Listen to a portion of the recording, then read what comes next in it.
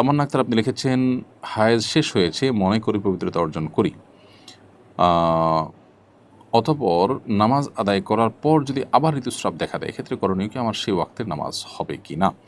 আসুন কোরআন ও হাদিসের আলোকে উত্তর শুনে নেই। আপনার এই বিষয়টি যদি এমন হয়ে থাকে যে আপনার নির্দিষ্ট যে মাসিকের অভ্যাস আছে, নিয়ম আছে, যে আপনি প্রতি মাসে এই কয়দিন হন, ধরুন 5 দিন হন আপনি প্রতি মাসে, এখন হঠাৎ করে প্রতি মাসে 5 দিন শেষ হয়েছে, পবিত্র হয়েছেন, আপনি নামাজ পড়েছেন, এরপর আবার ব্লাড দেখেছেন, তাহলে সেই ব্লাডটা অসুস্থতার ব্লাড, ইস্তেহাজার ব্লাড, যার কারণে আপনার নামাজ হয়েছে এবং এই অবস্থায় আপনি নামাজ কন্টিনিউ করে যাবেন প্রত্যেক ওয়াক্তে উযু করে। আর যদি আপনার ধারণা বদলে যেতে পারে, মনোযোগ দিয়ে শুনুন।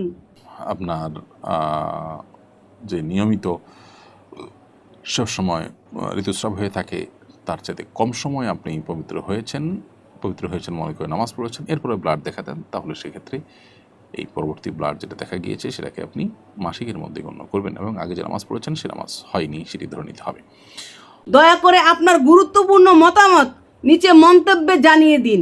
সবাইকে ধন্যবাদ শেষ পর্যন্ত আমার সাথে থাকার জন্য। আসসালামু আলাইকুম, আল্লাহ হাফেজ।